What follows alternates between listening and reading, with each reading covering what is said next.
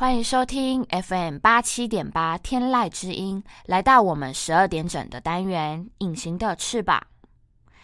在这个充斥着现实的社会中，仍然有着一群默默付出的人们，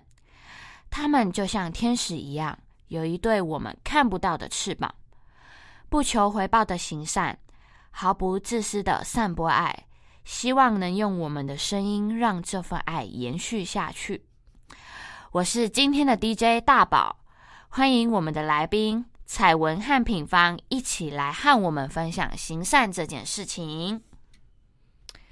好的，那接下来欢迎我们的彩文和品芳。我记得啊，在我国高中的时候啊，我们学校外面有一个阿伯，然后他是在卖手绘的明信片，一张只要30块。每次我跟我同学啊，就是放学之后都会去跟他买，然后我们都会跟他聊聊天，问他最近就是卖的生意如何。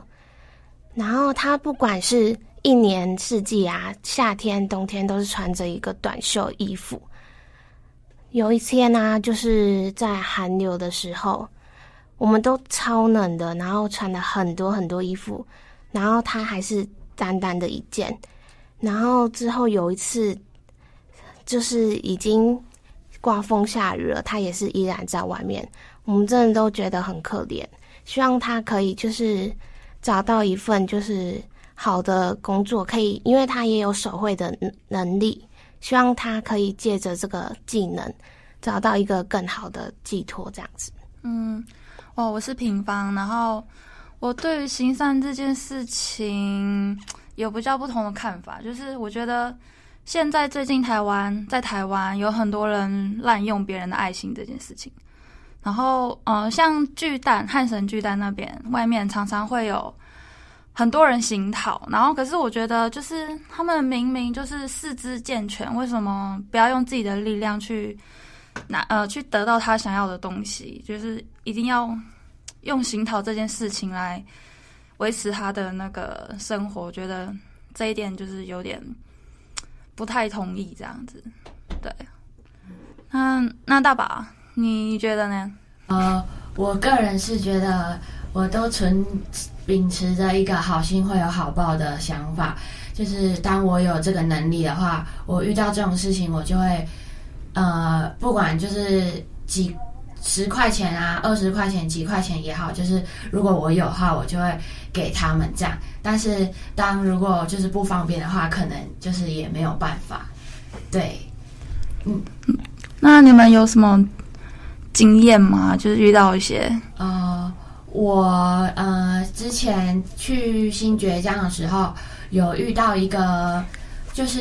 坐轮椅的阿姨，然后她就是脚截肢了，那她就是问我们说，妹妹我就是在筹钱，我想要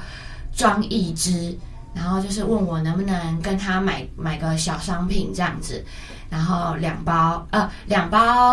湿纸巾100块，那我就好吧，那我就跟他买了，这样就是我有这个能力就帮忙一下这样子。那你们呢2包湿纸巾100块。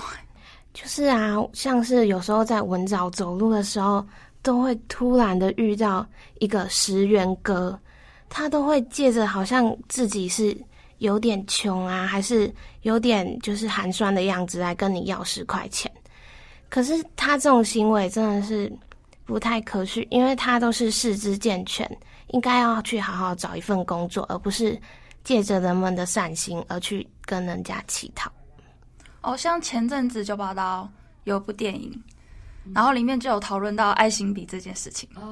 就是爱心笔应该大家都有遇到过吧？遇到啊。对啊，我觉得超夸张的。然后我记得我第一次被骗的时候是在国2的时候，在台中一中，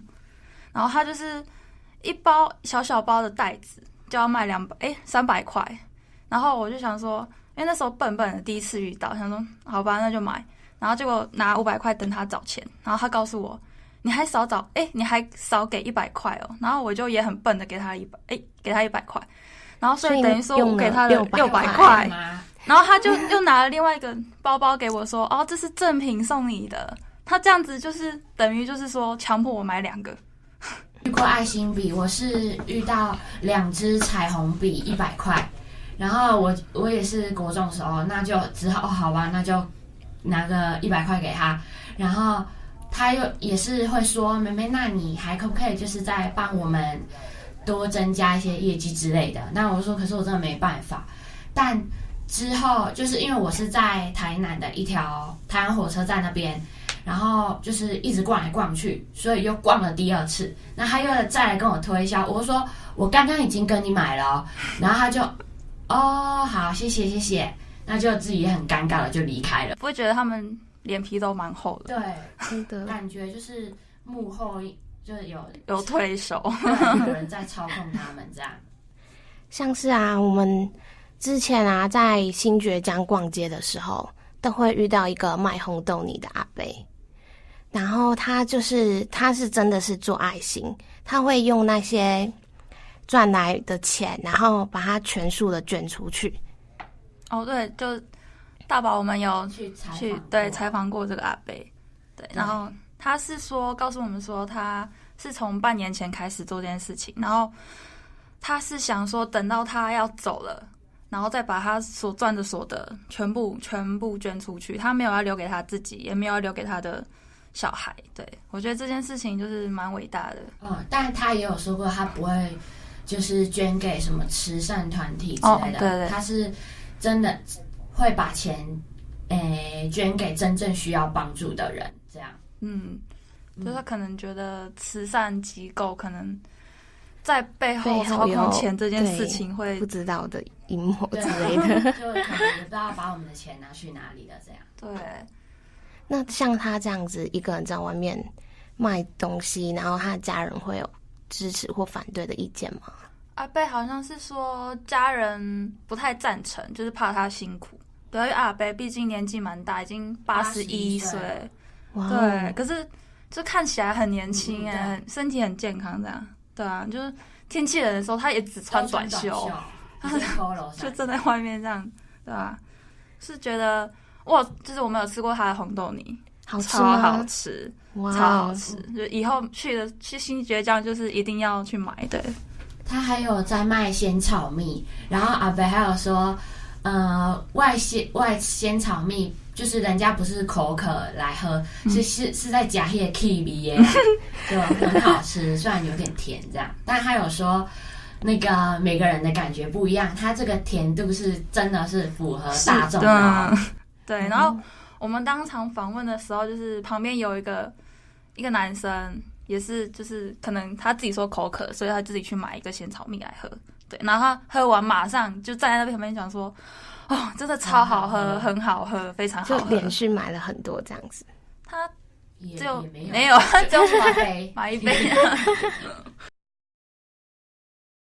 那你们有去采访他？那他有没有遇过，就是像是有些人只想要给他钱，然后而不买他的东西的经验啊？有，就是可能有人他是说有人可能直接丢着钱然后就跑了，然后这个他没办法，可是可能有人就是给他大钞，然后不让他找，然后阿伯就会坚持说，就是他一定要找钱，要不然就是以那个大钞的相等数的那个数量去给他东西，这样就是他绝对不会白收钱。对，我记得我们还有访问到一个客人，然后他说他是常客，但是我们就问他说，那你觉得，阿北这样子就是对他的想法是什么？那他自己也说，就是其实做这种事情不是就是怎么样，就是在于就是那个意义，因为他知道阿北要干嘛，所以他就也很支持阿北的做法，就是都会常去跟阿北买这样。对啊，我觉得这个就相对那些四肢健全，然后去行讨的人，去找工作的人，我觉得还要好很多。所以希望大家就是不要滥用我们这些人的爱心，然后去做一些不该做的事情。对啊，那我们相信人还是人性本善。对。那今天谢谢彩文和品芳的经验分享，